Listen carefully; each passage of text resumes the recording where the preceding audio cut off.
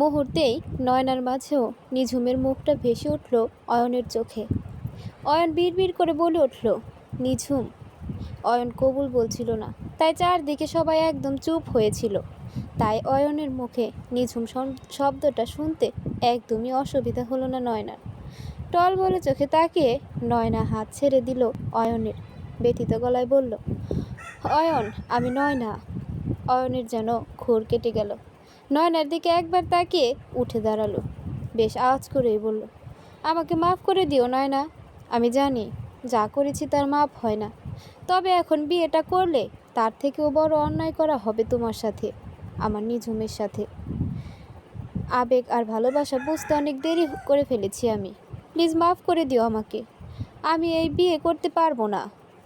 কেউ কিছু বুঝে ওঠার আগেই অয়ন কথাগুলো বলে বিয়ের আসর থেকে বের হয়ে গেল দ্রুত।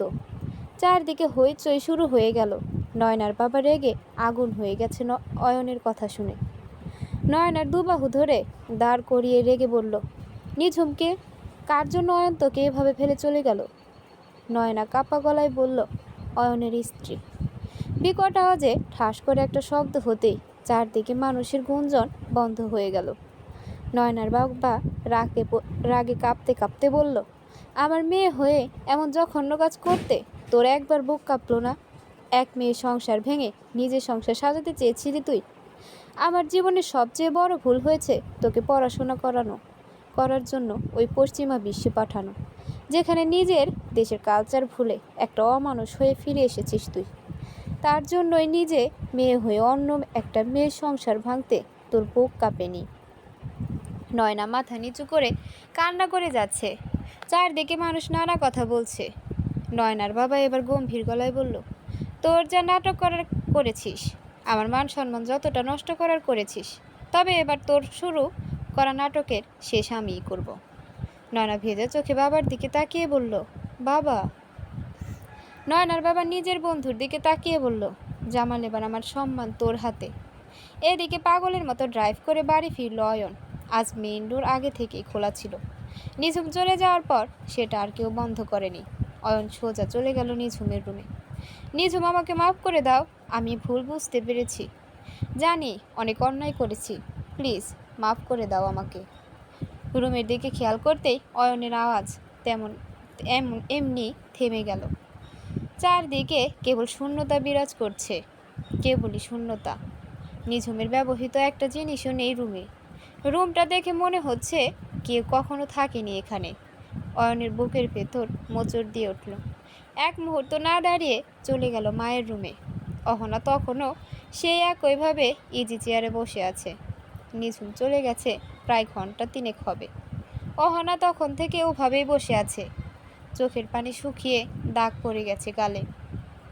অয়ন মায়ের কাছে গিয়ে ব্যস্ত গলায় বলল, মা, নিঝুম কোথায়? অহনা চেয়ার দোলানো বন্ধ করে দিল, তবে চোখ খুলে ছেলের মুখ দেখার ইচ্ছে হলো না। উত্তর না দিয়ে আবার চেয়ার দোলাতে লাগলো। অয়ন আবার বলল, মা, নিঝুম কোথায়? অহনা ভাঙা গলায় বলল, তোমাকে নিঝুমের ব্যাপারে মাথা ঘামাতে মানা করেছিলাম আমি। এত তাড়াতাড়ি বউ নিয়ে ফিরে এলে যে? মা, আমি জানতে চেয়েছি নিঝুম কোথায়। কেন নতুন বউ বরণ করাবে নিঝুমকে দিয়ে? সেটা আমি বা নিঝুম কেউ করতে পারবে না। নিজের বউ নিজেই বরণ করে ঘরে তোলো। অয়ন এবার রেগে বলল, আমি জানতে চেয়েছি নিঝুম কোথায়। অহনা চোখ খুলে ঠোঁটের ওপর আঙুল রেখে বলল, হুস, আমার সাথে একদম উঁচু গলায় কথা বলার সাহস করবে না অয়ন। কি জানতে চাইছ? নিঝুম কোথায়? নিঝুম চলে গেছে তোমার জীবন থেকে, এই বাড়ি থেকে, হয়তো এই শহর থেকেও। অয়ন শেষের কথা না শুনেই দৌড়ে বের হয়ে গেল অহনার রুম থেকে। অহনা সেদিকে কিছুটা সময় তাকিয়ে থেকে আবার মাথা এলিয়ে বসল। রাত নেমে অনেক সময় পেরিয়ে গেছে। অয়ন ফুল স্পিডে গাড়ি চালিয়ে নিঝুমদের বাসার দিকে যাচ্ছে। আশেপাশের বড় ভবনের মাঝে দুতলা ছোট বাড়িটায় আজ আধার বাস করছে। অন্ধকারে ডুবে আছে বাড়িটা, কোথাও একটু আলোর ছায়া নেই। নিঝুমের দাদার তৈরি এই বাড়ি, এখানকার পুরনো বাসিন্দা তারা। অয়নের গাড়ি দেখেই দারোয়ান গেট খুলে দিল। দারোয়ান কিছু বলতে চাইলে অয়ন না শুনেই ভেতরে চলে গেল। কোনো দিকে না তাকিয়ে এক নাগারে কলিং বেল বাজিয়ে যাচ্ছে। পেছন থেকে দারোয়ান বলল, বাড়িতে তো কেউ নাই। চমকে পেছনে ফিরে তাকালো অয়ন। আর বিস্ফোরিত গলায় বলল, কেউ নেই মানে? 3 দিন আগে স্যার চলে গেছে। আজ ম্যাডাম গেছে নতুন আপামনি আর তার মেয়েকে নিয়ে। অয়ন কাপা গলায় বলল, কোথায় গেছে সেটা তো বলতে পারবো না। স্যারের বদলি হয়েছে শুনছি, সেখানেই গেছে। নিঝুম কোথায়? বড় আপামনি তো গতকাল আসছিল, তবে আজ আসে নাই। আপামনির কথা আমি বলতে পারবো না। অয়ন থপ করে বসে পড়ল দরজার সামনে আর চিৎকার করে বলল, কোথায় তুমি নিঝুম? দারোয়ান অয়নকে ধরে বলল, কি হয়েছে ভাইজান? অয়ন দারোয়ান মফিজকে জড়িয়ে ধরে বলল, আমি অনেক ভুল করে ফেলেছি মফিজ ভাই। আমার নিঝুমকে কোথায় পাবো আমি এখন? সিলেট বাংলাদেশের সীমান্তবর্তী এক জেলা, সৌন্দর্যের অপার লীলাভূমি, দেশের অন্যতম এক পর্যটন এলাকা। সিলেটের পাশেই ভারতের মেঘালয় রাজ্য। টিলার উপর ছোট কিন্তু অসম্ভব সুন্দর একটা বাংলো। পুরো যে টিলা জুড়ে সবুজ চা বাগানের সমারোহ। সকালে শীত বেশ ভালোই লাগছে এখানে। ফজরের নামাজ পড়ে সবুজ চা বাগানের মাছ দিয়ে একটা হলুদাভা চাদর গায়ে জড়িয়ে হাঁটছে নিঝুম। শিশির ভেজা ঘাসে খালি পা রাখতেই বারংবার গা শিরশির করে উঠছে। আর সকালের সতেজ বাতাসে মনটা সতেজ হয়ে উঠেছে নিঝুমের। সারা রাত চোখের পাতা এক করতে পারেনি নিঝুম। গত রাত ছিল অয়ন আর নয়নার জীবনের সবচেয়ে শ্রেষ্ঠ রাত, আর নিঝুমের ছিল জীবনের সবচেয়ে ভয়াবহ রাত। প্রতিটা মুহূর্ত যেন কেউ ছুরির করছে বুকে। দীর্ঘশ্বাস ছেড়ে সামনে তাকাতেই দেখল দুটো প্রজাপতি উড়ে উঠে বেড়াচ্ছে একে অপরের পিছু পিছু। দেখে মনে হচ্ছে একটা আরেকটা রাগ ভাঙানোর চেষ্টা করছে খুব করে, কিন্তু অন্যটা মানতে নারাজ। তাদের খুনসুটি দেখে মুচকি হাসল নিঝুম। তারপর আবার সামনের দিকে আগাতে লাগলো। বিড়বিড় করে বলল, আচ্ছা, আজ নিশ্চয়ই অয়ন খুব খুশি। তার জীবনের সবচেয়ে প্রিয় জিনিস পেয়ে গেছে সে। ঘুম ভাঙতেই ভালোবাসার মানুষের মিষ্টি মুখ দেখতে পাবে। আমার বিরক্তিকর মুখটা আর কোনোদিন দেখতে হবে না তাকে। আচ্ছা, অয়ন কি আমাকে একবারও খোঁজেনি? আমিও না, কি ভাবছি এসব। যার থেকে মুক্তি পেতে 1.5 বছর ছটফট করেছে, আবার তার কথাই মনে করবে? কিন্তু মা, সে তো আমার কথা নিশ্চয়ই চিন্তা করছে। এখনও কি কান্না করছে? অহনার কথা চিন্তা করতেই চোখ ভরে উঠল নিঝুমের। অন্যের মেয়েকেও কেউ নিজের মেয়ের মতো ভালোবাসতে পারে, শাশুড়িও মায়ের জায়গা নিতে পারে, সেটা অহনাকে না দেখলে বুঝতে পারতো না। আপু। সাথীর ডাক শুনে নিঝুম ঘুরে তাকালো। সাথীকে দেখে কেউ বুঝতেই পারবে না মেয়েটা মাত্র কয়েকদিন আগেই ফুল বিক্রেতা ছিল, গায়ে দামি পোশাক, আর কয়েকদিনের আদর যত্নে চেহারায় অনেকটা লাবণ্য ফুটে উঠেছে। নিঝুম ভ্রুকুচকে বলল, তুই এখানে কি করছিস? মা তোমাকে ডাকতে বলল। এত ঠান্ডায় বাইরে আসবি না, তিথির ঠান্ডা লেগে যাবে। সাথী মাথা নাড়িয়ে বলল, আচ্ছা এখন চলো। একটু নীরব থেকে আবার বলল, আপু জানো, কোনোদিন ভাবি নাই ঢাকা শহরের বাইরে আসুন। ওই বস্তি আর শহরের মানুষের সকাল সন্ধ্যা ছুটে চলার বাইরে আরও একটা দুনিয়া আছে, জানা ছিল না আমার। এখানে কত সুন্দর সবুজ আর সবুজ। সাথীর কথা শুনে মুচকি হাসল নিঝুম। ধীরে ধীরে বাংলোর দিকে এগিয়ে গেল। বারান্দায় বসে চায়ের কাপ হাতে খবরের কাগজ পড়ছিল নিয়াজ চৌধুরী। মেয়েকে দেখে নিয়াজ চৌধুরী বললে, বাংলো কেমন লাগছে নিঝুম মামনি? নিঝুম বাবুর পাশে বসে বলল, অনেক সুন্দর জায়গা। এটা অফিসের কাছে, তাই এটা নিলাম। তবে তোমার ভার্সিটি একটু দূরে হয়ে গেছে এখান থেকে। সমস্যা নেই, আমার অসুবিধা হবে না। নিয়াজ চৌধুরী দীর্ঘশ্বাস ছেড়ে বলল, অতীত ভুলে নতুন করে বাঁচার চেষ্টা করো মা। কোনো কিছুর জন্য জীবন থেমে থাকে না। নিঝুম কিছু না বলে চুপচাপ বসে রইল। নিয়াজ মেয়ের মাথায় হাত বুলিয়ে দিল। সেলিনা ভেতর থেকে হাঁক ছেড়ে বলল, ঝুম, তোকে কখন থেকে ডাকছি আমি? হ্যাঁ মা, আসছি আমি। নিয়াজ মেয়ের যাওয়ার দিকে তাকিয়ে দীর্ঘশ্বাস ছেড়ে আবার পত্রিকা পড়ায় মনোযোগ দিল। সকালের আলো ফুটতেই বাড়ি ফিরল অয়ন। উস্কো খুস্কো মাথার চুল, গায়ে এখনো বিয়ে শেরওয়ানি। এক রাতে চেহারার হাল বেহাল হয়ে গেছে। কলিং বিলের শব্দে দৌড়ে গিয়ে দরজা খুলে দিল খুশি। অয়নকে দেখে চিৎকার করে বলল, খালাম্মা, ভাইজান চলে আসছে। অহনা প্রায় দৌড়ে নিজের রুম থেকে বের হয়ে এলো। বাতের ব্যথার জন্য সিঁড়ি ওঠানামা কষ্ট হয়, তাই নিচে নিঝুমের পাশের রুমেই থাকে অহনা। বাইরে এসে অয়নকে দেখে বুক ধক করে উঠল অহনার। অয়নকে জড়িয়ে ধরে বলল, সারা রাত তুই কোথায় ছিলি বাবা? অহনাকে জড়িয়ে ধরে হাউমাউ করে কেঁদে উঠল অয়ন। অয়ন কাঁদতে কাঁদতে বলল, মা, আমার নিঝুমকে তুমি এনে দাও। আমি কথা দিচ্ছি আর কখনো এক বিন্দু পরিমাণ কষ্ট দিব না ওকে।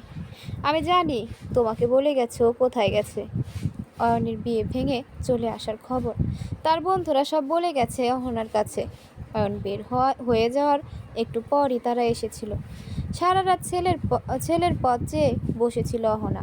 দীর্ঘশ্বাস ছেড়ে বলল, তুমি বাচ্চা ছেলের মতো কেন খেলনা চাইছো না যে আমি দোকান থেকে তোমাকে কিনে এনে দেব?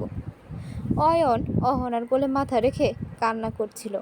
এবার উঠে বসে অহনার গালে 2 হাত রেখে বলল, তুমি জানো নিঝুম কোথায় গেছে?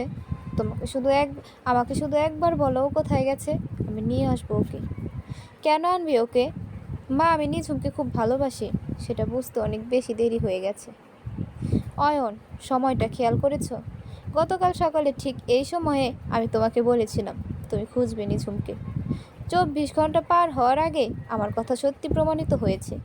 গতকাল এই সময়ে নিঝুম তোমার একদম হাতের কাছে ছিল, আর এখন তোমার থেকে অনেক দূরে, তোমার নাগালের বাইরে।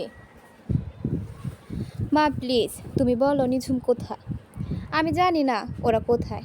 ওদের সাথে কথা বলার মতো মুখ তুমি আমার রাখোনি। অয়ন কষ্ট করে উঠে দাঁড়িয়ে বলল, বলবে না তো? ঠিক আছে, আমি নিজেই খুঁজে বের করতে পারবো। পৃথিবীর যে প্রান্তেই থাকুক আমি খুঁজে বের করব। অয়ন এলোমেলো পা ফেলে নিজের রুমের দিকে আগালে অহনা পেছন থেকে বলল, ওকে খুঁজে লাভ নেই। খুঁজে পেলেও ও তোমার জীবনে আর কখনো ফিরবে না। অয়ন বলল, আমার উপর রাগ করেছো তো? আমি ঠিক রাগ ভাঙিয়ে ফিরিয়ে আনবো। রাগ করে চলে যাওয়ার হলো আরও অনেক আগেই চলে যেত। 1.5 বছর বসে বসে তোমার অবহেলা সহ্য করতো না কখনো। অয়ন অবাক হয়ে বলল, মানে? তোমার মনে কখনো প্রশ্ন জাগেনি? কখনো না যাওয়ার প্রতিজ্ঞা করা মেয়েটা হঠাৎ করেই কেন হার মেনে নিল? অয়ন প্রশ্নবোধক দৃষ্টিতে তাকিয়ে রইল অহনার দিকে ফেল করে। অহনা দীর্ঘশ্বাস ছেড়ে বলল, নিঝুম চাইনি কোনো অপূর্ণতা নিয়ে তোমার জীবনে থাকতে। তার জন্য তোমার জীবনে কোনো অপূর্ণতা থাকুক সেটা চাইনি। আর চাইনি তোমার চোখে অপরাধী হতে। অয়ন বিষয় নিয়ে বলল, মানে কি এসবের? আমি কিছুই বুঝতে পারছি না। অহনা কাট গলায় বলল, নিঝুম কখনো মা হতে পারবে না, আর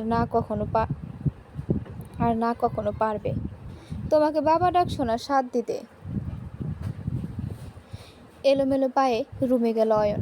রুমটা দেখে বুকের ভেতর ধক করে উঠল। এখনো কত সুন্দর করে সাজানো রুমটা। অয়ন ধীরে ধীরে এগিয়ে গেল বেডের দিকে। নিজের নামের পাশে অয়নের নামটা দেখে চোখ ভরে উঠল নোনা জলে। এই একটা ভুলের জন্য আজ তার জীবন এলোমেলো হয়ে গেছে। অয়ন খুব সাবধানে নয়নার জায়গায় নিঝুমের নাম লিখে দিল। তারপর বেড থেকে নেমে দেয়াল ঘেঁষে ফ্লোরে বসল। অনার্স ফাইনাল ইয়ারের স্টুডেন্ট নিঝুম। বছরের মাঝামাঝি সময় ভার্সিটি চেঞ্জ করার জন্য বেশ অসুবিধায় পড়তে হচ্ছে। সারা বছরও তেমন একটা পড়াশোনা হয়নি। মানসিক যন্ত্রণার সাথে লড়ে পড়াশোনায় মনোযোগী হয়ে উঠতে পারেনি। আজই প্রথম ভার্সিটিতে গিয়েছিল। মনে হচ্ছে টিউশন ছাড়া খুব বাজে অবস্থা হবে রেজাল্টের। নিঝুম ডিনারের সময় বলল, বাবা, আমার একটা টিউশন প্রয়োজন। রেজাল্টের অবস্থা না হলে খুবই খারাপ হয়ে যাবে।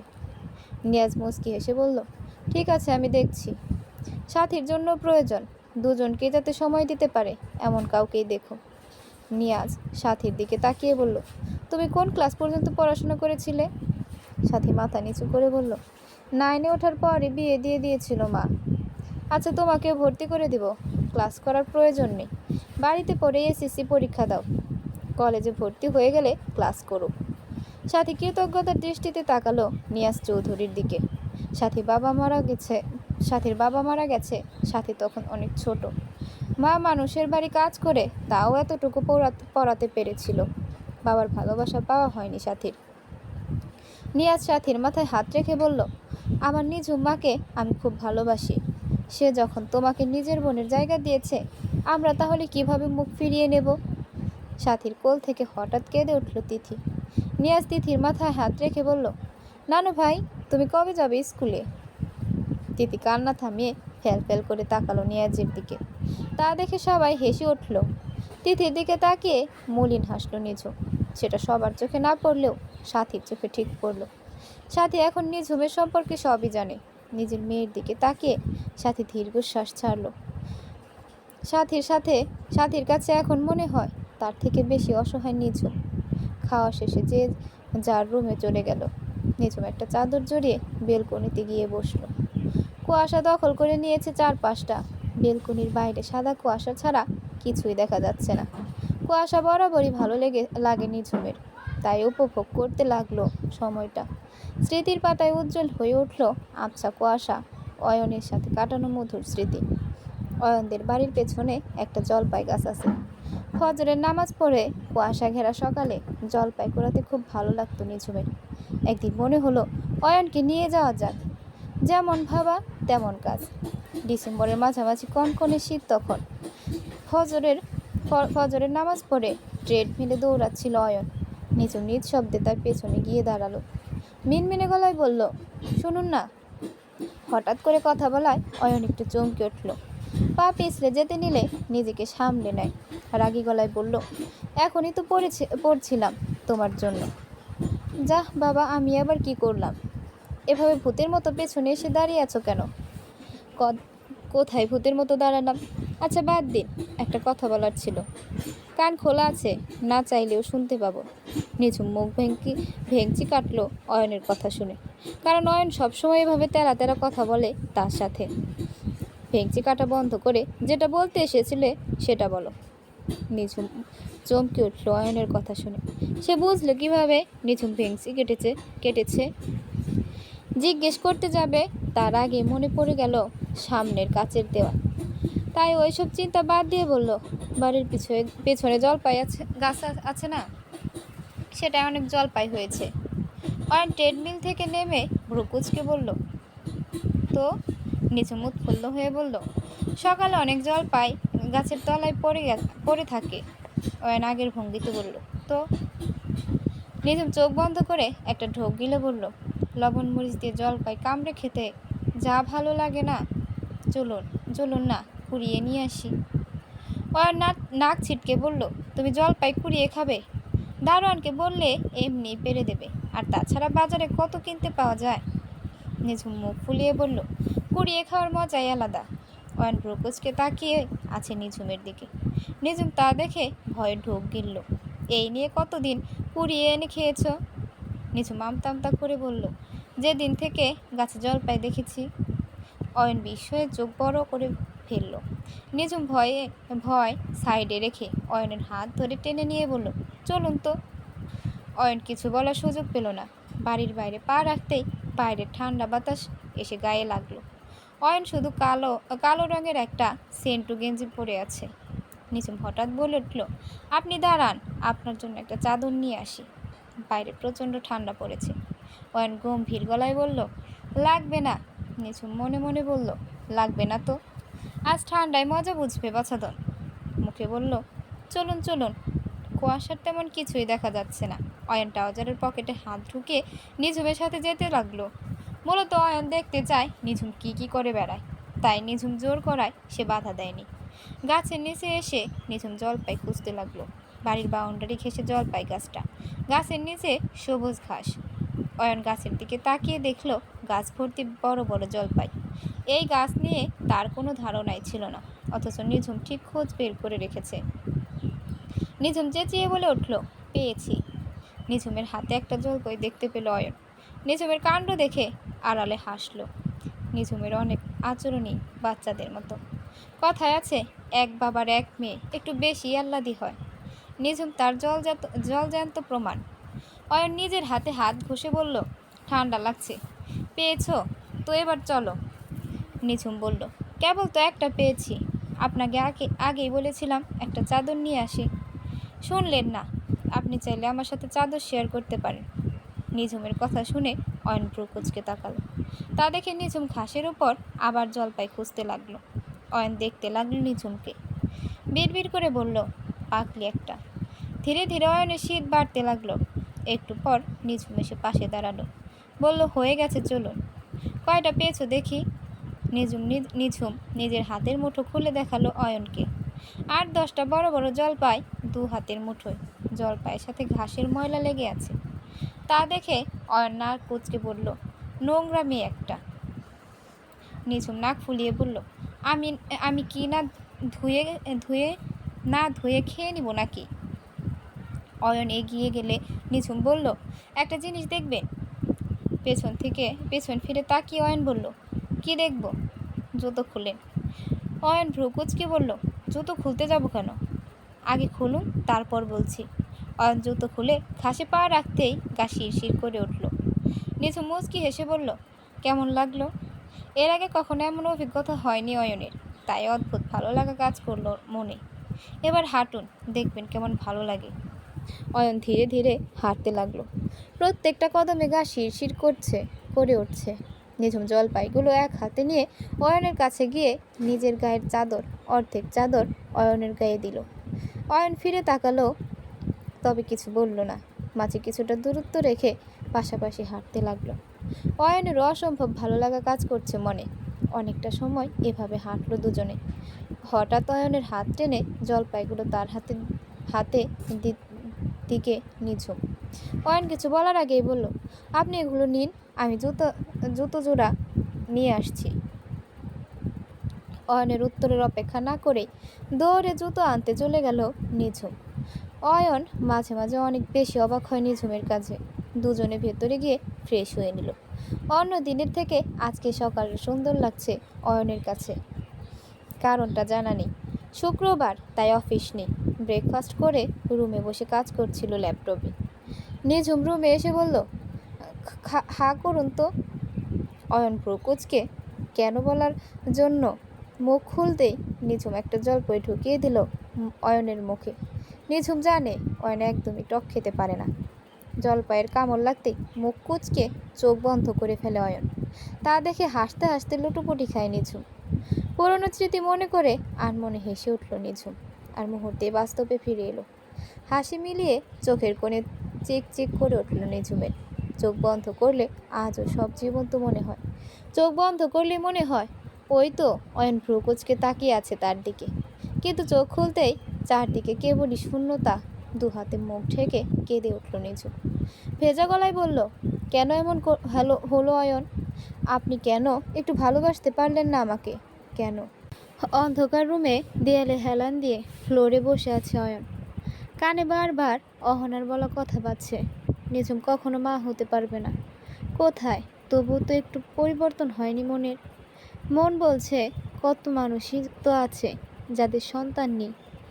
একে অপরের হাত ধরে সারা জীবন পাশাপাশি থাকতে পারলেই খুশি অয়ন। না, এভাবে বসে থাকলে হবে না, নিঝুমকে খুঁজতে হবে। উঠে দাঁড়ালো অয়ন। গতকাল থেকে কিছুই পেটে পড়েনি। উঠে দাঁড়াতেই মাথা ঘুরে গেল। শারীরিক দুর্বলতা আর মানসিক যন্ত্রণার কাছে হার মেনে সেন্সলেস হয়ে ফ্লোরে লুটিয়ে পড়ল সে। মাথায় আঘাত পেল বোর্ডের কর্নারে লেগে। একটু একটু করে সাদা ফ্লোর লাল হতে লাগলো তার রক্তে। কেউ না দেখলে বিপদ হতে সময় লাগবে না খুব একটা। পিট পিটিয়ে চোখ খুলে তাকালো অয়ন। সব ঝাপসা লাগছে, তাই চোখ বন্ধ করে আবার খুলল। ধীরে ধীরে এবার সব পরিষ্কার হয়ে গেল। আশেপাশে তাকিয়ে বুঝতে পারলো সে হসপিটালে আছে। মাথা ব্যথা করে উঠলে হাত দিয়ে বুঝলো ব্যান্ডেজ করা। গত রাতে সব মনে পড়ে গেল ধীরে ধীরে। হাত ভারী মনে হলে তাকিয়ে দেখে কেউ হাত ধরে ঘুমিয়ে আছে। অয়ন অবাক কণ্ঠে বলল, তয়ন।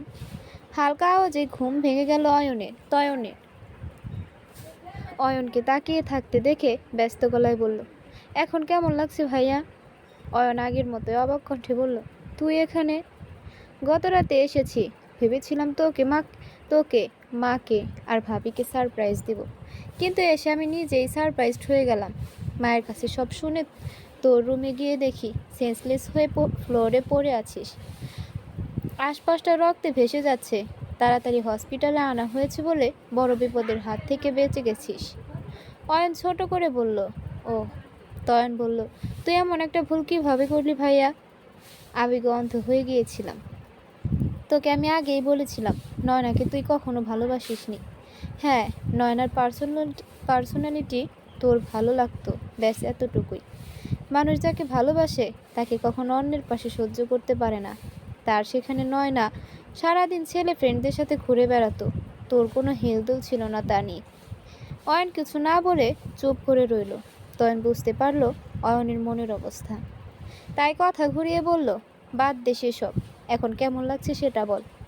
অয়ন বলল, ভালো। তয়ন দীর্ঘশ্বাস ছাড়ল অয়নের মুখের দিকে তাকিয়ে। মাত্র 3 দিনে কি হাল হয়েছে অয়নের। মা কোথায়? তয়ন, মাকে অসুস্থ লাগছিল দেখতে, তাই বাসায় পাঠিয়ে দিয়েছি। আর ডক্টর বলেছে সকালেই তোকে ডিসচার্জ করে দিবে। আঘাত খুব একটা গভীর না। সকাল হবে কখন? এখানে ভালো লাগছে না। একটু আগে ফজরের আজান দিয়েছে, সকাল হতে দেরি নেই খুব একটা। অয়ন ক্লান্ত ভঙ্গিতে চোখ বন্ধ করে নিল আবার। তয়ন উঠে ওয়াশরুমে চলে গেল ফ্রেশ হতে। সকালে ডক্টর ডিসচার্জ করে দিল অয়নকে। বাড়ি গিয়ে অয়ন শাওয়ার নিয়ে নিল। 2 দিন হয়ে গেছে শাওয়ার নেওয়ার হয় না, খাবার খাওয়া হয় না। মাত্র কয়েক ঘন্টায় অয়নের জীবন পুরো পাল্টে গেছে। এভাবে চলতে থাকলে অয়ন আদৌ বাঁচবে কিনা কে জানে। শাওয়ার নিয়ে বের হতেই দেখে তয়ন বসে আছে তার বেডে। অয়নকে দেখে প্রায় চেঁচিয়ে বলল, তুই শাওয়ার নিয়েছিস কেন ভাইয়া? 2 দিন ধরে শাওয়ার নেওয়া হয় না, নিজের গায়ের গন্ধে নিজেরই বমি পাচ্ছে। অয়নের কথা শুনে মুখ টিপে হাসল তয়ন। অয়ন বরাবরই একটু খুঁতখুঁতে স্বভাবে। অয়ন প্রকুচকে বলল, হাসছিস কেন তুই? তয়ন শব্দ করে হেসে উঠে বলল, তোর মতো খুঁতখুঁতে মানুষ 2 দিন পর গোসল করলো, সত্যি ভাবা যায় এটা? তুই বল। তোর সাথে মজা করার মতো ইচ্ছা আমার একটুও নেই। এখানে কেন এসেছিস সেটা বল। মা ব্রেকফাস্ট করতে ডাকছে। আমি খাবো না, তুই যা। আমাকে এখন বের হতে হবে। আজ না খেলে 3 দিন হবে। তোর পেটে কিছু পড়েনি, সারা রাত স্যালাইন চলেছে, তাই এখনও দাঁড়িয়ে থাকতে পারছিস। তবে আবার মাটিতে লুটিয়ে পড়তে খুব একটা সময় লাগবে না। অয়ন কিছু না বলে মাথার ব্যান্ডেজ চেঞ্জ করতে গেলে তয়ন এগিয়ে গেল, দে আমি করে দিচ্ছি। ব্যান্ডেজ চেঞ্জ করে ব্রেকফাস্ট করতে চলে গেল দুজনে। অয়ন কোনো মতে একটু খেয়ে উঠে গেলে অহনা বলল, কোথায় যাচ্ছ? নিঝুমকে খুঁজতে। তোমার শরীর ঠিক নেই এখন, রুমে গিয়ে রেস্ট নাও, কোথাও যেতে হবে না। আমি ঠিক আছি। অহনা এবার রেগে বলল, তোমার কি মনে হয় এমন উদ্ভ্রান্তের মতো খুঁজলে ওকে তুমি পেয়ে যাবে? অয়ন রেগে বলল, তাহলে কি করবো আমি? তুমি জানা সত্ত্বেও বলছো না ও কোথায় আছে। এখন কি করতে পারি আমি, তুমি বলো। তয়ন খাবার নাড়তে নাড়তে বেশ শান্ত গলায় বলল, অতিরিক্ত চাপে তোর বুদ্ধি লোপ পেয়েছে ভাইয়া। অয়ন ভ্রুকুচকে বলল, মানে? ভাবি নিশ্চয়ই বাতাসে মিলিয়ে যায়নি, আর এই শহরে নেই সেটাও তুই নিশ্চিত হয়েছিস। এই শহর থেকে বের হতে সে নিশ্চয়ই বাস, ট্রেন, প্লেন কোনো একটা অবশ্যই ব্যবহার করেছে। সেদিনের সব জায়গার যাত্রী লিস্ট চেক করতে পারিস, অথবা আঙ্কেলের অফিসে খোঁজ নিতে পারিস তার ট্রান্সফার কোথায় হয়েছে। সেটা জানতে পারলে সব আরও সহজ হয়ে যাবে। তুই এসব না করে রাস্তায় রাস্তায় ঘুরে ভাবিকে খুঁজছিস। অয়ন আজ বুঝতে পারলো তাড়াহুড়ো করে মানুষ সহজ পথটাও কঠিন করে ফেলে। তয়নের দিকে তাকিয়ে বলল, ধন্যবাদ। অয়ন আবার বাইরের দিকে যেতে থাকলে তয়ন বলল, দাঁড়া, আমিও আসছি তোর সাথে। তয়নও খাবার ফেলে ছুটল অয়নের পেছনে। অহনা নীরব দর্শকের ভূমিকা পালন করলো কেবল। অয়ন আগে নিঝুমের বাবার অফিসে চলে গেল। কোথায় বদলি হয়েছে জানতে চাইলে প্রথমে মানা করতে দেয় বলতে। অয়নের পরিচয় জানার পর আর একটু পকেট গরম হতেই গড় করে সব বলে দিল। মিস্টার চৌধুরী হঠাৎ করে বদলি কেন নিলেন বুঝতে পারছি না। আর এটাও বলে গেছে উনি কোথায় আছে এটা যেন কাউকে বলা না হয়। অয়ন কাপা গলায় বলল, কোথায় আছেন উনি? লোকটা টাকার দিকে তাকিয়ে হলদেটে দাঁত বের করে হেসে বলল, সিলেট জেলায় আছে। সিলেটে আমাদের অফিসে খোঁজ নিলেই সব জানতে পারবেন। অয়ন যেন আমাবস্যার রাতে এক চিলতে আলো খুঁজে পেল। তয়নের দিকে তাকিয়ে কৃতজ্ঞতার হাসি দিল। অয়ন লোকটাকে ছোট করে ধন্যবাদ বলে অফিস থেকে বের হয়ে এলো। বাইরে এসে তয়ন বলল, এবার কি করবি? অয়ন হাসি মুখে বলল, সিলেট যাব, আর সেটা আজই। তোকে অসংখ্য ধন্যবাদ ভাই। তয়ন বাঁকা হেসে বলল, ঠান্ডা মাথায় ভাবলে এটা অনেক আগেই তোর মাথায় আসতো, কিন্তু তুই তো বউ হারানোর শোকে দেবদাস হয়ে গিয়েছিলি। অয়ন ভ্রু কুঁচকে তাকালো তয়নের দিকে। তা দেখে তয়নের হাসি বন্ধ হয়ে গেল। তয়নকে ভয় পেতে দেখে অয়ন নিজেই হেসে ফেলল। তয়ন বলল, চল আগে বাড়ি চল, তার আগে এক জায়গায় যেতে হবে। তয়ন অবাক হয়ে বলল, কোথায়? ডিভোর্স ক্যান্সেল করতে। আর একবার ভেবে নে ভাইয়া, নিঝুম ভাবি কিন্তু কখনোই মা হতে পারবে না। পরে আবার যদি আফসোস করিস তাহলে ভাবি অনেক কষ্ট পাবে। অয়ন মুচকি হেসে বলল, আমার আর কাউকে প্রয়োজন নেই, আমার পাশে শুধু নিঝুম থাকলেই হবে। তয়ন মুগ্ধ হয়ে তাকালো অয়নের দিকে। সব জানার পর অয়নের উপর যতটা রাগ হয়েছিল এখন ততটাই গর্ব হচ্ছে নিজের ভাই বলে। অয়ন আগে অ্যাডভোকেটের কাছে গিয়ে ডিভোর্স ক্যান্সেল করার সব ব্যবস্থা করে ফেলল। পেপার যেন নিঝুমের কাছে পাঠানো না হয় সেটা নিশ্চিত করে বাসায় ফিরে গেল। বাসায় গিয়ে নিজের ব্যাগ গোছানো শুরু করে দিল। অহনা তয়নকে বলল, অয়নকে এত খুশি খুশি মনে হচ্ছে কেন? ভাবির খোঁজ পেয়ে গেছে তাই। কোথায় আছে নিঝুম? তয়ন অবাক হয়ে বলল, তার মানে তুমি সত্যি জানো না ভাবি কোথায় আছে? অহনা মলিন হেসে বলল, জানি না। জানতে চাওয়ার সাহস বা অধিকার কোনোটাই ছিল না। সিলেটে আছে ভাবি। সত্যি বলছো তুমি তয়ন? হ্যাঁ মা, একদম সত্যি। ওনার বাবা সিলেট আছে, মানে উনিও সিলেট আছে, এটা শিওর। অহনাকে কথাটা বলে তয়ন অয়নের রুমের দিকে এগিয়ে গেল। অয়নকে জামা কাপড় গোছাতে দেখে বলল, আমি এত বড় উপকার করলাম আর আমাকেই ফেলে চলে যাচ্ছিস? অয়ন অবাক হয়ে বলল, তুই যাবি? না নিলে কিভাবে যাব বল? নিব না কেন? তুইও তাড়াতাড়ি সব গুছিয়ে নি। কিভাবে যাবি, গাড়িতে নাকি ফ্লাইটে? আমার এত সময় সহ্য হবে না, তাই ফ্লাইটে যাব। তয়ন মুখ ফুলিয়ে বলল, গাড়ি নিয়ে চল না, লং ড্রাইভে যা হয়ে যাবে। আর তাছাড়াও সবুরের ফল নাকি মিষ্টি হয়। তয়নের দিকে তাকিয়ে রাজি হয়ে গেল অয়ন। তয়ন বলল, তাহলে এখন না, রাতে রওনা হয়ে যাব আর সকালের মধ্যে পৌঁছে যাব ইনশাল্লাহ। এখন চল কিছু শপিং করে আসি, ভাবির রাগ ভাঙানোর জন্য কিছু তো লাগবে, তাই না? এটা কিন্তু ঠিক বলেছিস। তয়ন বেশ স্টাইল নিয়ে বলল। এমদাদুল আহমেদ তয়ন কখনো ভুল কিছু বলে না। অয়ন একটা থাপ্পড় মারল তয়নের মাথার পেছনে। আর তারপর দুই ভাই চলল শপিং করতে। কি হলো আপু, এত তাড়াতাড়ি চলে এলে যে? সাথীর কথায় চমকে উঠল নিঝুম।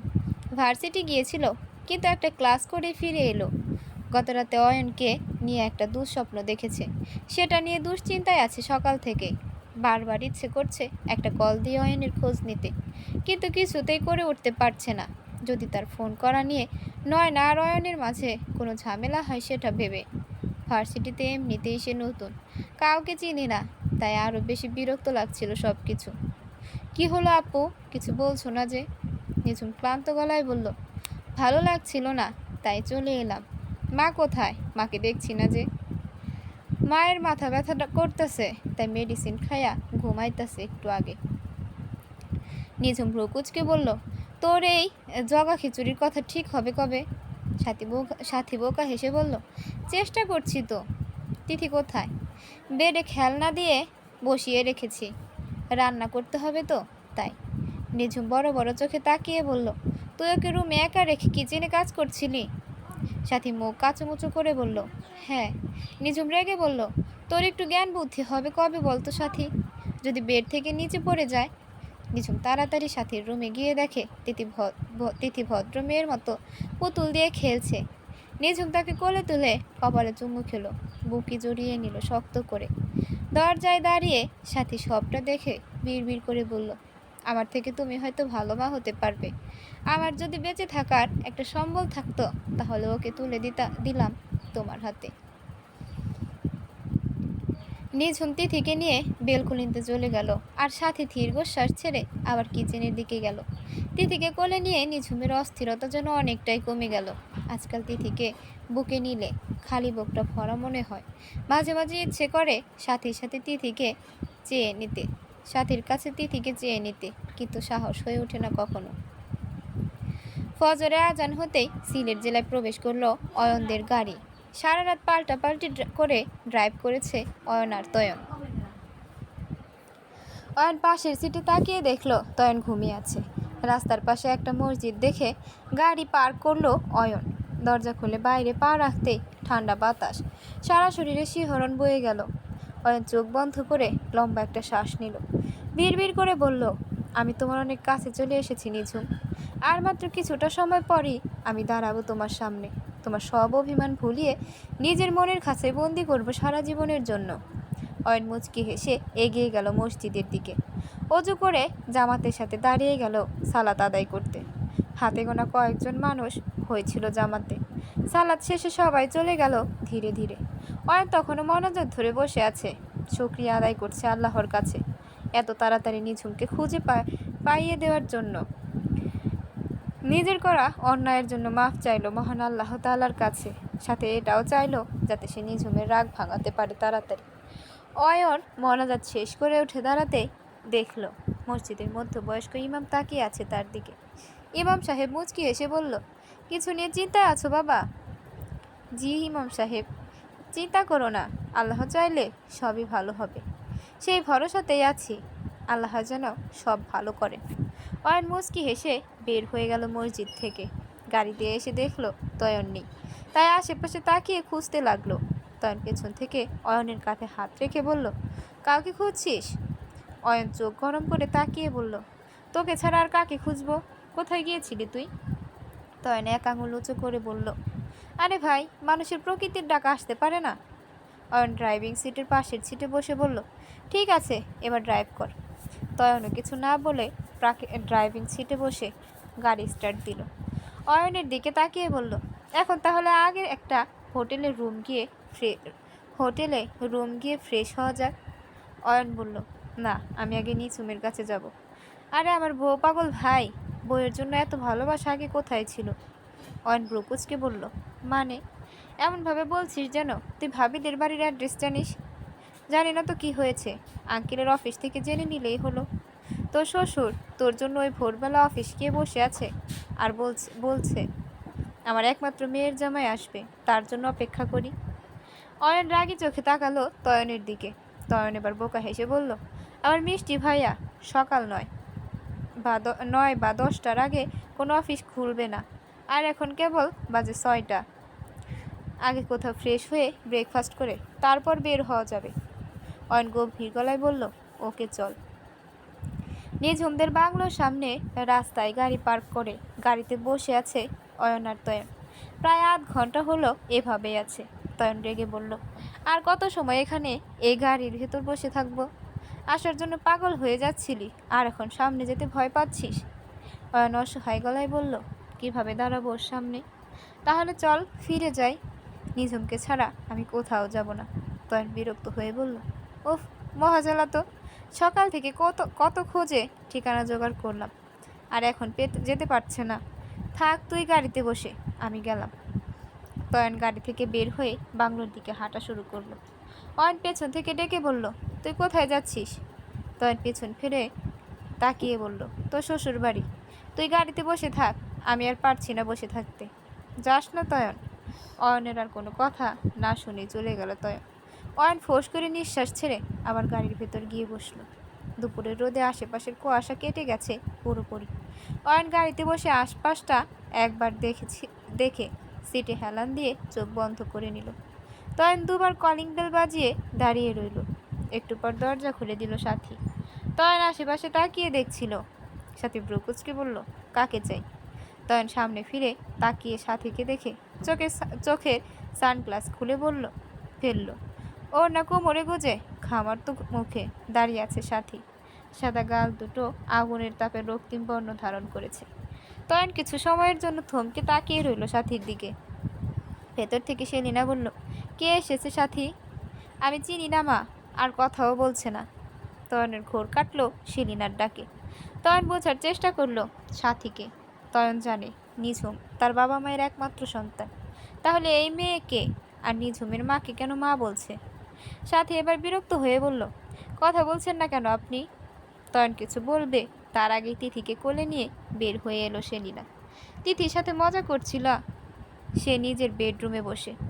বাইরে এসে তয়নকে দেখে হাসি মুখটা মলিন হয়ে গেল সেলিনা। গম্ভীর গলায় বলল, তয়ন বাবা তুমি? তয়ন সাথীকে পাশ কাটিয়ে ভেতরে গিয়ে সেলিনাকে সালাম দিয়ে বলল, কেমন আছেন আন্টি? সেলিনা মলিন গলায় বলল, সালামের উত্তর দিয়ে বলল, আলহামদুলিল্লাহ, আল্লাহ তাআলা ভালোই রেখেছেন। তুমি হঠাৎ এখানে, আর ঠিকানা বা কোথায় পেলে? তয়ন মুচকি হেসে বলল, সে অনেক বড় ঘটনা, বলতে গেলে অনেক সময় লাগবে। তার আগে বলুন নিঝুম ভাবি কোথায়? ভাইয়া গাড়িতে বসে আছে, আসার সাহস পাচ্ছে না। সাথী হাঁ করে তাকিয়ে সেলিনা আর তয়নের কথা শুনছে। এতক্ষণ বুঝতে পারছিল না ছেলেটাকে। নিঝুমকে ভাবি বলার জন্য বুঝতে পারলো এটা নিঝুমের দেবর। তয়নের কথা শুনে চমকে তাকালো সেলিনা। অয়ন এখানে কেন এসেছে বুঝতে পারছে না। সেলিনা নিজেকে যথেষ্ট শান্ত করে বলল, এখানে কেন এসেছে অয়ন? ডিভোর্স পেপার হাতে পেলে সাইন করে পাঠিয়ে দেওয়া হবে, সেটা তো বলে এসেছিল নিঝুম। তয়ন মাথা নিচু করে বলল, তার জন্য আসেনি ভাইয়া। সেলিনা ভ্রুকুচকে বলল, তাহলে কেন এসেছে? তয়ন দীর্ঘশ্বাস ছেড়ে বলল, ভাইয়া ক্ষমা চাইতে এসেছে ভাবির কাছে। এখন আর ক্ষমা চেয়ে কী হবে? আমার মেয়েটা ভিতরে ভিতরে ভেঙে গুড়িয়ে গেছে, প্রতিনিয়ত চেষ্টা করছে নিজেকে সামলে নেওয়ার। এখন আবার অয়ন ওর সামনে দাঁড়ালে নিজেকে সামলে উঠতে পারবে না। আর যেখানে সব শেষ হয়ে গেছে, এখন এসব করে কী লাভ? তয়ন মুচকি হেসে বলল, কিছুই শেষ হয়নি আন্টি। সেলিনা অবাক হয়ে বলল, মানে? তয়ন হাসিটা বজায় রেখেই বলল, ভাইয়া আর নয়না আপুর বিয়ে হয়নি, শেষ মুহূর্তে বিয়ে ভেঙে দিয়ে চলে এসেছে ভাইয়া। সেলিনা যেন চমকে উঠল তয়নের কথা শুনে। অবিশ্বাসের চোখে তাকালো তয়নের দিকে। তয়ন মাথা নেড়ে বুঝালো সে সত্যি কথা বলছে। সেলিনা বিস্ফোরিত গলায় বলল, কেন? আবেগ আর ভালোবাসার তফাৎ বুঝতে অনেক বেশি সময় নিয়ে ফেলেছে ভাইয়া, কিন্তু শেষ মুহূর্তে বুঝতে পেরেছে ঠিকই। ভাইয়া ভাবিকে ফিরিয়ে নিয়ে যেতে এসেছে। সেলিনার মুখে হাসি ফুটে উঠল তয়নের কথা শুনে। কোনো মা চায় না তার মেয়ের সংসার ভেঙে যাক, চায় না তার মেয়েকে সবাই ডিভোর্সি বলে কথা শোনাক। তেমনি সেলিনাও কখনো চায়নি নিঝুমের ডিভোর্স হয়ে যাক, কিন্তু সেও অসহায় ছিল পরিস্থিতির কাছে। তবে নিঝুম, সে কি এত সহজে মেনে নিবে অয়নকে? হাসি মুখটা চিন্তায় গম্ভীর হয়ে গেল সেলিনার। তয়ন তা খেয়াল করে বলল, কোনো সমস্যা আন্টি? সেলিনা জোরপূর্বক হেসে বলল, না, কোনো সমস্যা না, তুমি বরং অয়নকে ভেতরে আসতে বলো। নিঝুম এখন বাসায় নেই, ভার্সিটি গেছে, আর একটু পর আসবে। তয়ন সম্মতি জানিয়ে বের হয়ে গেল বাসা থেকে। গাড়ির কাছে গিয়ে জানালায় ঠক ঠক শব্দ করতেই অয়ন নেমে এলো গাড়ি থেকে। অয়ন ব্যস্ত গলায় বলল, তোকে কিছু বলেছে? আমার জন্য শুধু শুধু তুই কথা শুনতে গেলি কেন? তয়ন বিরক্ত হয়ে বলল, উফ ভাইয়া, তুইও না, যেটা আগে বোঝা দরকার ছিল সেটা পরে বুঝছিস, আর এখন এটা আবার অতিরিক্ত বুঝছিস। আমাকে কেউ কোনো কথা শোনায়নি, তুই চল, আন্টি তোকে ভেতরে যেতে বলেছে। অয়ন ভীত গলায় বলল, কিন্তু নিঝুম। তয়ন ভ্রুকুচকে বলল, ছি ভাইয়া, তুই বউকে এত ভয় পাস? তুই আমার ভাই হতেই পারিস না। অয়ন তয়নের পিঠে থাপ্পড় মেরে বলল, আমার জায়গায় থাকলে বুঝতে পারতি কেন ভয় পাচ্ছি। কথা বাদ দিয়ে ভেতরে চল এবার। অয়ন অনেকটা সাহস নিয়ে এগিয়ে গেল বাংলোর দিকে। আচ্ছা ভাইয়া, তোর যে একটা শালিকা আছে সেটা তো জানতাম না। অয়ন ভ্রুকুচকে তাকিয়ে বলল, আমার আবার শালিকা আসলো কোথা থেকে? ভেতরে একটা মেয়েকে দেখলাম, আর একটা বাচ্চাও। মেয়েটা আন্টিকে মা বলছিল। তুই মনে হয় সাথীর কথা বলছিস। কে মেয়েটা? সাথী একটু প্রবলেমে ছিল, তাই নিঝুম সাহায্য করেছে আর নিজের বাড়িতে রেখেছে। আর ছোট বাচ্চা দেখলাম, সেটা বাচ্চাটা সাথীর।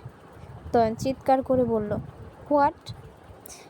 অয়ন কানে হাত দিয়ে রাগী চোখে তাকালো তয়নের দিকে আর বলল, এভাবে ষাঁড়ের মতো চেঁচাচ্ছিস কেন?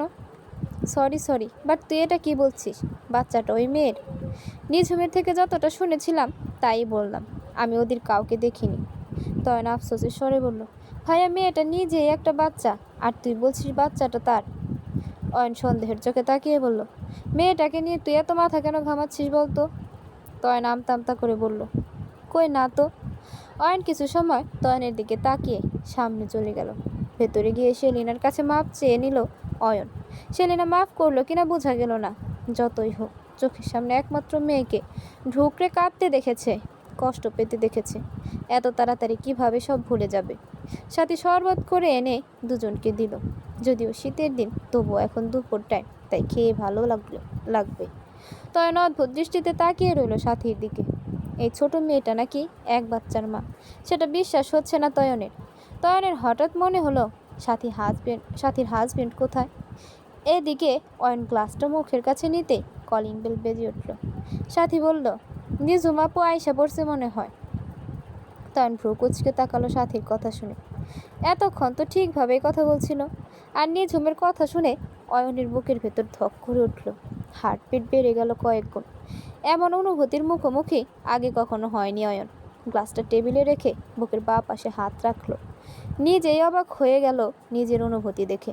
সেলিনা সাথীর দিকে তাকে হালকা রাগী গলায় বলল, ঠিক করে কথা বলতে বলেছি না তোকে? সাথী মাথা নিচু করে বলল, সরি মা, আর হবে না। সাথীর কথা শেষ হতেই আবারও বেজে উঠল কলিং বেল।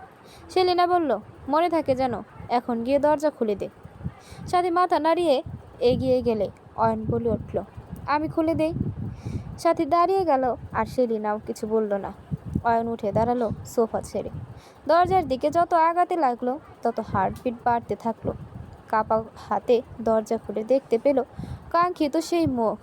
নিজুম সামনে তাকিয়ে অয়নকে দেখে চমকে উঠল। নিজের চোখের ভুল ভেবে চোখ বন্ধ করে হাত দিয়ে কষলে আবার তাকালো। কই, চোখের ভুল তো নয়। সেই প্রথম দিনের মতো কালো শার্ট গায়ে দাঁড়িয়ে আছে অয়ন। শুধু চেহারায় সেদিনে সেই লাবণ্যতা নেই। চোখের নিচে কালি পড়েছে, মাথার চুল খানিকটা ছন্ন ছাড়া। নিঝুমের চোখ পড়ল মাথার ব্যান্ডেজে। ব্যস্ত হয়ে এগিয়ে গিয়ে আবার থেমে গেল। মানুষটার উপর আজ অন্য কারো অধিকার, কিন্তু সে এখানে কেন এসেছে? নিঝুম এবার বিস্ময় কাটিয়ে প্রশ্নবোধক দৃষ্টিতে তাকালো অয়নের দিকে। এদিকে অয়ন মুগ্ধ হয়ে চোখের তৃষ্ণা মিটিয়ে নিচ্ছিল এতদিনে, যেন কত শত বছর পর মুখটা সে দেখতে পেয়েছিল। কিন্তু নিঝুমের পিছিয়ে যাওয়া অয়নের মনে যেন তীরের মতো আঘাত করলো।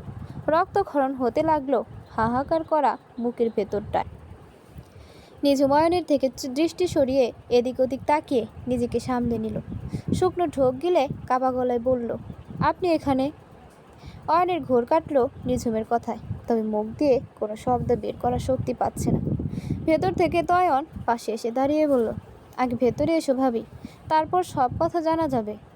তয়নকে দেখে নিঝুম অবাক হয়ে বলল, তয়ন ভাইয়া, আপনি দেশে আসলেন কবে? তয়ন একটু ভেবে অয়নের দিকে তাকিয়ে বলল, আচ্ছা ভাইয়া, আমি কবে এলাম বলতো? অয়ন বিরক্ত হয়ে তাকালো তয়নের দিকে। নিঝুম দুজনকে পাশ কাটিয়ে ভেতরে ঢুকে গেল। সাথীকে উদ্দেশ্য করে বলল, সাথে এক গ্লাস ঠান্ডা পানি দিত বোন।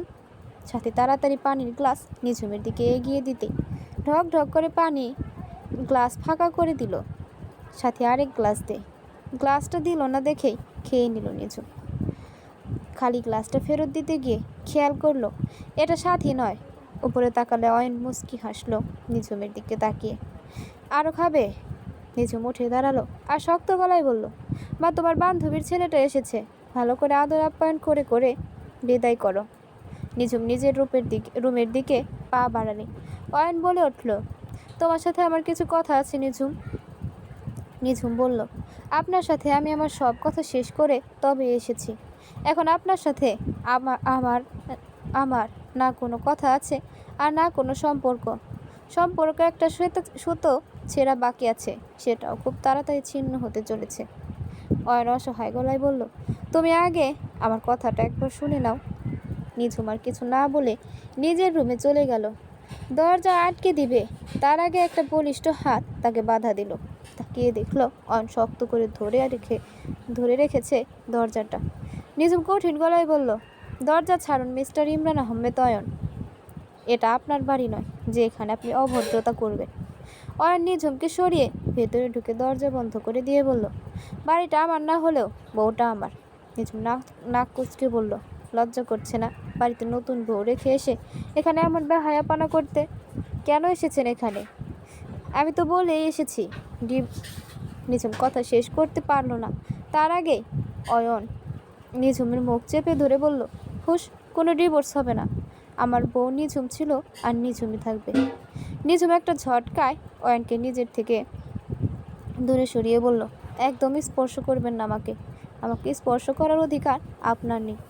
অয়ন নিঝুমকে একটানে নিজের সাথে মিশিয়ে জড়িয়ে ধরে বলল, তোমাকে স্পর্শ করার অধিকার একমাত্র আছে আমার। এতদিন নিজের অধিকার খাটাইনি, এবার থেকে খাটাবো। নিঝুম নিজেকে ছাড়ানোর চেষ্টা করে বলল, নয়না ধোকা দিয়ে চলে গেছে? না, আমি নিজের ভুল বুঝতে পেরে তাকে ছেড়ে এসেছি। নিঝুম অবাক হয়ে বলল, মানে? অয়ন দীর্ঘ শ্বাস ছেড়ে নিঝুমকে ছেড়ে সামনে দাঁড়িয়ে বিয়ের দিন বিয়ের দিন থেকে পুরো ঘটনা খুলে বলল নিঝুমকে। সরি নিঝুম। সব শুনে নিঝুম নিঃশব্দে হাসল। অয়নকে ধাক্কা দিয়ে নিজের থেকে সরিয়ে বলল, আজ নয়নাকে মনে হচ্ছে আবেগ আর আমাকে ভালোবাসা, দুদিন পর অন্য কাউকে ভালোবাসা আর আমাকে আবেগ মনে হবে না। তার কি নিশ্চয়তা? আর আমার সম্পর্কে সত্যিটা জানলে আবেগ ভালোবাসা যাই আছে সব ধোয়ার মতো বাতাসে মিলিয়ে যাবে। অয়ন মলিন হেসে বলল, আমার চায় না কোনো সন্তান, সারা জীবন তুমি পাশে থাকলেই হবে। নিঝুম চমকে তাকালো অয়নের দিকে আর অবাক গলায় বলল, আপনি কি করে জানলেন? মা আমার পাগলামি দেখে সব বলে দিয়েছে। ভেবেছিল সব জানলে হয়তো তোমাকে ভুলে যাব। নিঝুম পিছনে ঘুরে ঘুরে কঠিন গলায় বলল, পিছনে ফেলে আসা জীবনে আমি আর ফিরতে চাই না। আপনি চলে যান এখান থেকে। যখন মনে প্রাণে আপনাকে চেয়েছিলাম, বারবার আঘাতে আঘাতে ক্ষত বিক্ষত করেছে। আপনাকে মুক্ত করে দিয়ে চলে এসেছি, এখন আবার ফিরে যেতে বলছেন। আজ নয়নাকে আবেগ মনে হয়েছে, আগামীকাল আমাকেও হয়তো। অয়ন কঠিন গলায় বলল, তোমাকে না নিয়ে আমি কোথাও যাচ্ছি না। আর রইল আমার ভালোবাসার কথা, আমি প্রমাণ করে দিব আমি ভালোবাসি তোমাকে। তুমি আমার আবেগ বা মোহনা। আমি কোনো দিন যাব না আপনার সাথে, সেটা তো সময়ই বলে দেবে। অয়ন দরজা খুলে বের হয়ে গেল নিঝুমের রুম থেকে। তয়ন তিথিকে কোলে নিয়ে বসেছিল সোফায়। মেয়েটা খুব মিষ্টি আর শান্ত। তয়নের কোলে একদম চুপ করে বসে আছে। তয়ন তাকে নানা কথা বলছে আর গাল টানছে। অয়ন তয়নের কাছে গিয়ে তিথির মাথায় হাত বুলিয়ে বলল, গাল টানছিল কেন? ব্যথা পায় না নাকি? সেলিনা অয়নকে দেখে ব্যস্ত গলায় বলল, নিঝুম কি বলল? অয়ন সেলিনার দিকে তাকিয়ে বলল, রাগ করে আছে, আমি ঠিক রাগ ভাঙিয়ে ছাড়ব, আপনি চিন্তা করবেন না। সেলিনা চমকে উঠল অয়নের মুখে মা ডাক শুনে। নিঝুম তাদের একমাত্র মেয়ে, মেয়ে জামাইয়ের মুখে মা ডাক শোনার স্বপ্ন সেলিনারও ছিল, কিন্তু অয়ন সবসময় আন্টি আর আঙ্কেল বলেই ডাকতো তাদের। অয়ন মাথা নিচু করে বলল, মা আমরা বরং আজ আসি। সেলিনা অবাক হয়ে বলল, এখনই ঢাকা ফিরে যাবে? অয়ন মুচকি হেসে বলল, নিঝুমকে না নিয়ে আমি এই সিলেট থেকে এক পা নড়ছি না। তাহলে কোথায় যাবে? মনে হচ্ছে না এত তাড়াতাড়ি আপনার মেয়ের মন গলবে, তাই থাকার জন্য একটা থাকার ব্যবস্থা করতে হবে আর কি। আমাদের এত বড় বাড়ি থাকতে তোমরা বাইরে থাকবে কেন? তোমরা এখানেই থাকবে। অয়ন চিন্তিত গলায় বলল, কিন্তু নিঝুম আর আঙ্কেলও নিশ্চয়ই রেগে আছে আমার উপর। সেলিনা আশ্বাস দিয়ে বলল, আমি আছি তো। পৃথিবীর কোনো মা চায় না তার মেয়েকে সমাজের মানুষ বাজে কথা বলুক, বাজে নজরে দেখুক। তেমন আমিও চাই না। তবে নিঝুম মেনে নিলেই আমরা তোমাকে মেনে নিব। এখন সম্পূর্ণটা নির্ভর করছে নিঝুমের সিদ্ধান্তের ওপর। অয়ন মুচকি হেসে বলল, নিঝুম আমাকে মাফ করে দিবে, এটা আমার বিশ্বাস। গাড়ি ভেতরে নিয়ে এসো আর তোমাদের জিনিসপত্র ও সাথী রুম দেখিয়ে দিবে। পানি পড়ার ঝমঝম শব্দ খুব মনোযোগ দিয়ে শুনছে নিঝুম। অয়ন বেরিয়ে যাওয়ার পরই শাওয়ারে এসেছে আর এখনও ঝর্ণার নিচে বসে আছে। ঘন্টাখানেক পার হয়ে গেছে, চোখ মুখ ফ্যাকাশে হয়ে গেছে তার। চোখের নোনা পানি মিশে যাচ্ছে শীতের এই ঠান্ডা পানির সাথে। ওয়াশরুমের দরজায় ধাক্কা দিয়ে সাথী বলল, আবু মা খেতে ডাকছে তোমাকে। নিঝুম নাক টেনে কোনো মতে বলল, আমি খাবো না। আমি তার কিছু জানি না, মা তাড়াতাড়ি যেতে বলেছে তোমাকে। নিঝুমের উত্তরের অপেক্ষা না করে চলে গেল সাথী। নিঝুম বসে না থেকে উঠে দাঁড়ালো। এখন খেতে না গেলে আবার মা আসবে ডাকতে, আর তাও না গেলে বাবার কানে চলে যাবে এই খবর। সে অফিস থেকে চলে আসবে কোনো কিছু না ভেবে। নিঝুম মাঝে মাঝে ভাবে, সে তার বাবা মায়ের একমাত্র সন্তান না হয়ে আরও ভাই বোন থাকলে ভালো হতো। একমাত্র সন্তান হওয়ায় নিঝুমের বাবা মা মেয়েকে জীবন মনে করে।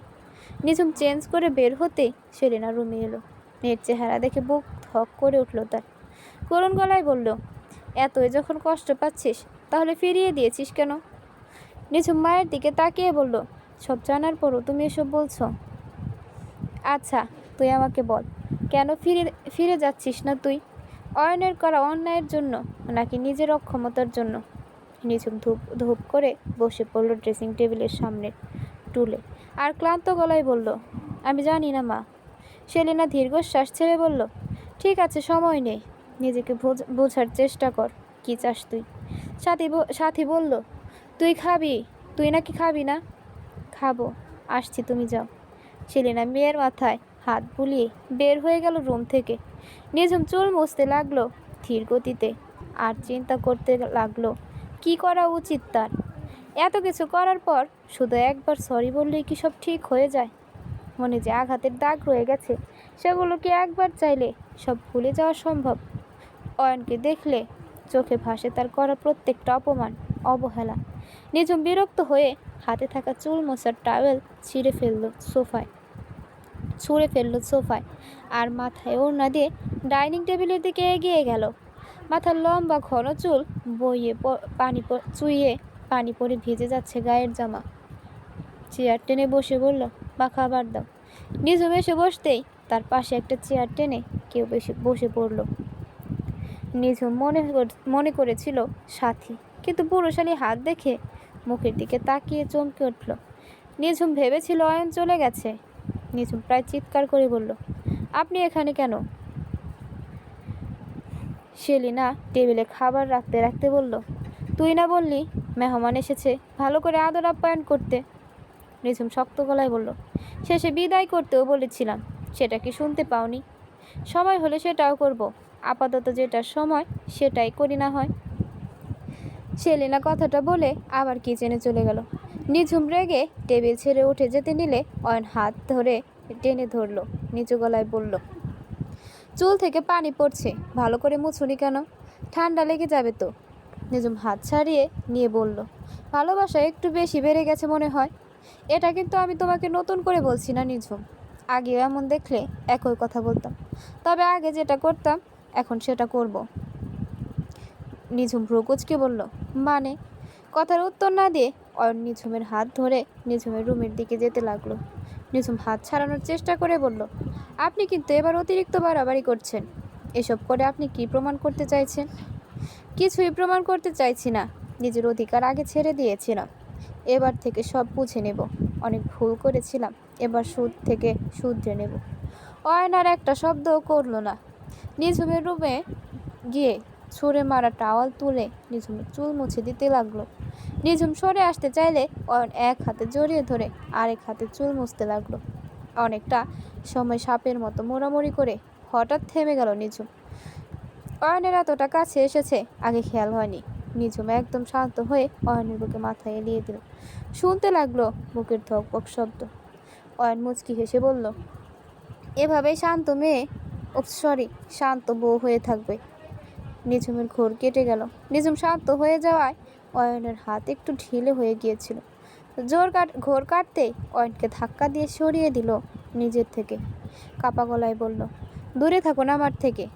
নিঝুম বড় কদমে বের হয়ে গেল রুম থেকে। অয়ন দীর্ঘশ্বাস ছেড়ে বলল, ভালোবাসা নিয়ে তুমি বারংবার আমার কাছে এসেছো, আর আমি তোমাকে আঘাত করে ফিরিয়ে দিয়েছি। এবার না হয় আমার পালা। তুমি যতবার আমাকে ফিরিয়ে দেবে আমি ততবার ভালোবাসার দাবি নিয়ে তোমার সামনে দাঁড়াবো।